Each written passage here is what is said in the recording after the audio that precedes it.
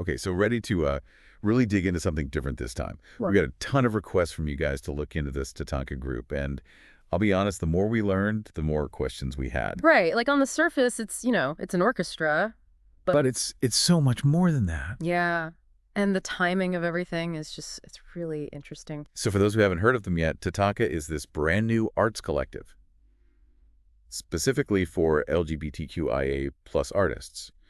And they launched just last month. February 2025, right in the thick of all this. All the political stuff. Yeah, all the, the debates and the rollbacks of certain protections. Exactly. And TATANKA is, well, they're not even trying to hide the fact that they're a direct response to all that. It's like this form of resistance, Yeah. They even use the phrase safe haven or like a sanctuary for these artists who are feeling, well, Silenced. yeah, like they're being pushed out or erased. It's pretty powerful stuff. Yeah. And they even cite specific groups on their website, like the ACLU and the Center for American Progress. Which, I mean, those are pretty big names to drop. It gives you a sense of how seriously they're taking this. Absolutely. And it's not just talk either. They're putting some serious resources behind this. Okay, so let's get into the specifics then. What are they actually offering these artists? They break it down into these 4 key areas: safe creative spaces, collaborative opportunities, employment and artistic grants, and then advocacy and visibility. Whoa. Okay. Okay, slow down. Let's break those down one by one.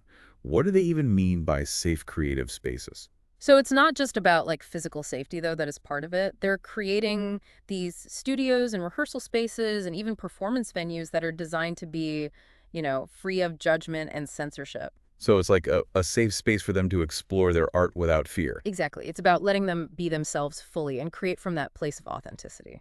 I can see how that would be incredibly valuable, especially in the current climate. Yeah. Okay, and then what about collaborative opportunities? It seems like community is a huge part of what TATANKA is all about. They're partnering with all these other artists, especially Indigenous and BIPOC creators, to foster these collaborations and create these cross-cultural dialogues. So it's about amplifying marginalized voices together. Exactly. It's about weaving together this tapestry of experiences and perspectives, and that's where the employment and artistic grants come in. Right, because let's be real, art is a job. And it's hard to create when you're constantly worried about, paying rent. Exactly. These grants are designed to provide that financial stability so artists can actually focus on their craft and their message. Makes sense. Mm. Okay, and then lastly, there's the advocacy and visibility piece. What are they doing to get these artists heard, like on a larger scale? This seems to be the most outward-facing part of their mission. It's about raising awareness, challenging stereotypes, and pushing for, actual policy changes that protect these artists. So they're not just creating art. They're trying to shift the conversation using their platform to advocate for real change. Exactly. It's pretty ambitious. And the people running the show, the leadership, they're all from these marginalized communities too, right? Yeah, it's this really interesting mix of Indigenous and queer voices, which makes sense given their whole mission. It's like, it's one thing to say you're inclusive, but they're actually walking the walk. For sure. Yeah. And then there's the other big piece of this puzzle, the relocation. Right. That's what really threw us. They're planning to move the whole operation, potentially overseas. Yeah. They haven't announced any specifics yet, but it's definitely a bold move, and it raises a ton of questions. It's like, what does it say about the current climate in America that an arts collective feels like they need to seek refuge elsewhere? I mean, they even call themselves Orchestra Americana on their website. Right. What does that even mean when you're not actually in America? It's something to unpack. Yeah. But before we get into all that, I want to talk about this one story on their website that really stuck with me. About this trans actress named Sun Lan. Have you had a chance to read that yet? Yeah, it's really powerful. Like her story it gets to the heart of what TATANKA is trying to do. Create this space where people can truly be themselves. Yeah, you were talking about like a tapestry of voices. Sun Lan she's definitely a thread in that. Absolutely. She talks about, facing all this discrimination as an Asian American transgender woman, and how those recent laws it made it so much worse. Like she felt even more targeted. Yeah, she even says on their website that she felt like America had declared war on her, which, I mean, that's a pretty heavy statement. Yeah, and she gives some really specific examples, like the bank denied her a loan, she was refused medical care, just basic things that most people don't even have to think about. It's heartbreaking to hear. Yeah. But it makes her connection with TATANKA even more powerful, Absolutely. She talked about how she'd almost given up on performing, and then Tatanka gave her this opportunity to audition to sing these old folk songs that her grandmother taught her. And they describe her voice as this incredible mix of fragility and strength. Like Yeah. people were apparently moved to tears. Yeah, they gave her a standing ovation, and one of the leaders in Tatanka actually welcomed her home. I mean, come on. Chills. Right. Like that's the kind of that sense of belonging, that feeling of finally being seen and heard for who you are. That's what really resonates with people. I think that's what makes her story so powerful. It shows the human side of Tatanka's mission. You know, it's not just about abstract ideas, it's about real people finding a place where they can be themselves and create freely.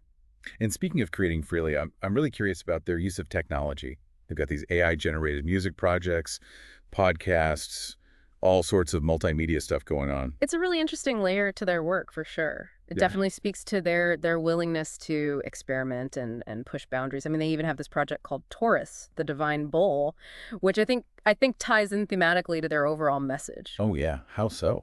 Well, the bull, especially in mythology, it's often the symbol of a strength and resilience and even rebirth, which connects to that idea of facing down challenges and emerging stronger on the other side, you know? Hmm. Yeah, I see what you mean. Yeah. That's a good point. And then they've got another one called Ashes to Signal, a journey through the ruins in the future. I mean, just the title, it evokes this idea of rising from the ashes, building something new from the wreckage. Totally. It definitely ties into that feeling of urgency and defiance we were talking about earlier. It's like they're saying, okay, the old world is crumbling, but we're going to create something even better from the pieces. Yeah, it's a powerful message. Yeah. And it makes their choice of the name Tatanka even more interesting. Right. You mentioned earlier that it's a Lakota word. What's the significance there? So it's often translated as buffalo, which is interesting in itself, given those themes of strength and resilience we just discussed. But it goes deeper than that. The buffalo was central to the Lakota way of life. You know, it provided them with everything they needed. Hmm. So you're thinking there's a parallel there between the historical treatment of the buffalo and what's happening to the LGBTQIA plus community today. It's definitely a thought-provoking connection, both facing erasure displacement, a struggle for survival, but there's also that incredible strength, that ability to endure and adapt. It adds a whole other layer to Tatanka's story, doesn't it? Yeah. This idea of reclaiming power, honoring a legacy of resilience. And it makes you think about that question of their American identity. Even though they're planning to relocate, they still call themselves Orchestra Americana. What does that even mean when your physical location is shifting? It's almost like they're reclaiming the term, redefining it, saying Americana isn't about geography. It's about these core values of inclusion, diversity, and social justice. Values that they feel are under threat in the current political climate. Which brings us back to that big question mark, the relocation. Where are they going, and what does that mean for their future? They haven't announced any specifics yet. Yeah. Which just adds to the mystery. It makes you wonder what are they looking for in a new home? What factors are driving this decision? And on a more practical level, how are they even going to pull this off? Moving an entire orchestra, all their equipment, finding a new base of operations. It's a massive undertaking. Yeah, it makes you wonder who's backing them financially. Yeah. Their website mentions grants and donations, but it's all very vague. Mm-hmm. Are there wealthy philanthropists involved? Is there some kind of social movement behind this? It's a bit of a black box right now, but honestly, I kind of like that. It lets the focus stay on their mission, on the art itself, rather than on the personalities or the money behind it. It definitely adds to the intrigue, doesn't it? You Yeah. get the sense that they're very intentional, very strategic about how they're presenting themselves. Absolutely. It's like they're inviting us to look beyond the surface, to really dig into their message and think about the bigger questions they're raising. Okay, so we've talked about their motivations, their artistic choices, their mysterious relocation. But what about the actual music? What can you tell us about their creative process? That's an area I'm still exploring, but there are some clues. Their website mentions both live performances and recording sessions. So it seems like they're embracing a hybrid approach. I'm curious about how they blend traditional orchestral elements with those more experimental technology-driven sounds. Yeah, me too. And what about the repertoire?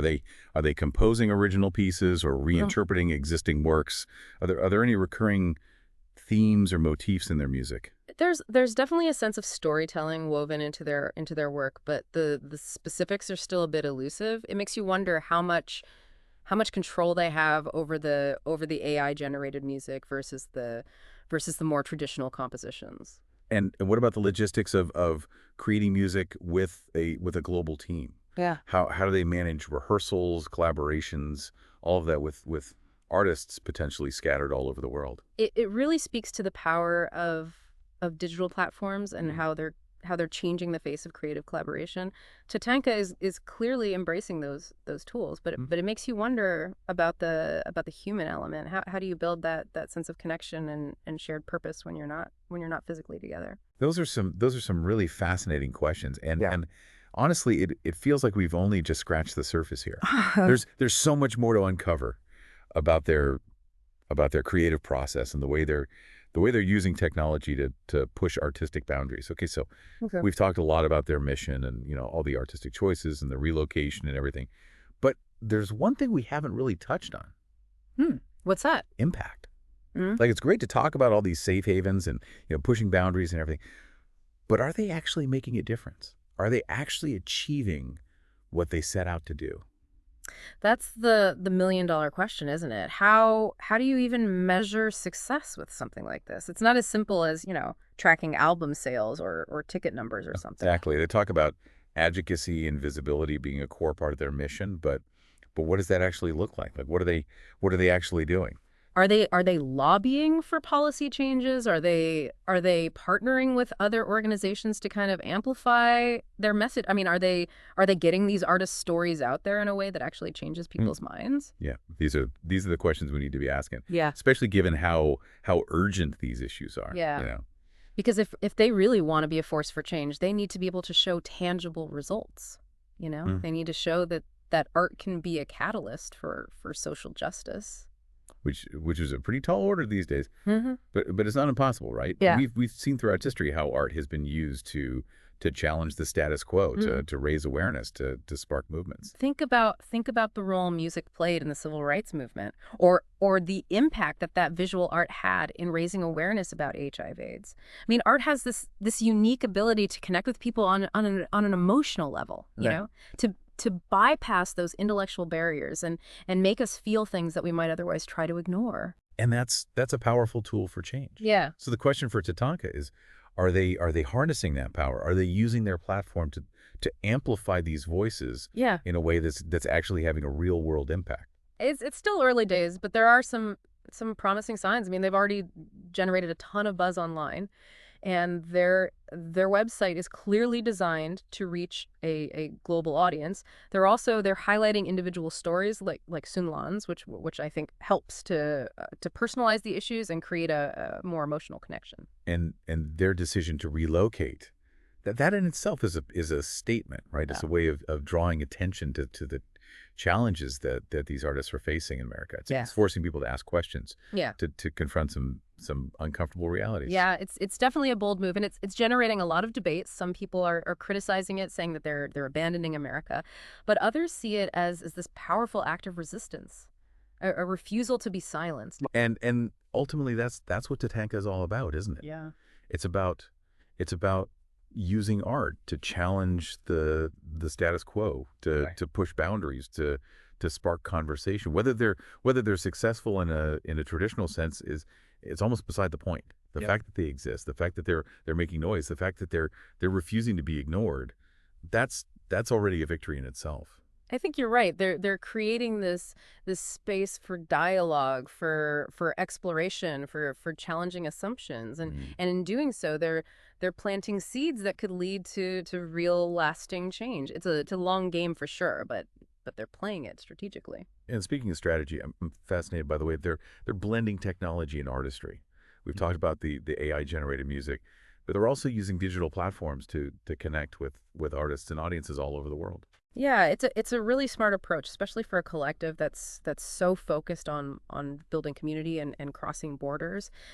They're leveraging the power of the internet to create this global network, this virtual safe haven where people can connect and collaborate regardless of physical location. Like they're building a bridge between the physical and digital worlds, Yeah. blending the immediacy of live performance with the reach and accessibility of online platforms. And in doing so, they're creating something truly unique and innovative. And they're not afraid to ask the tough questions, you know, to explore the ethical implications of things like AI generated art.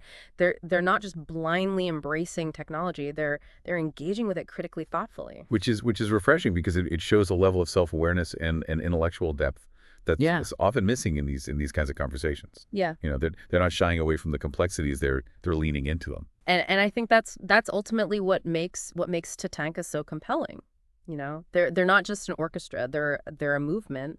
They're a reflection of our times, a mirror to our hopes and fears, a challenge to our assumptions. They're asking us to think differently about art, about identity, about community, about the very definition of America. And that's a conversation worth having, even if we don't have all the answers yet. Exactly. TATANKA is a mystery still unfolding, a puzzle with many pieces yet to be revealed. But one thing's for sure, they're a force to be reckoned with, a voice that's demanding to be heard. Well said. I think this deep dive has given us a lot to think about, wouldn't you say?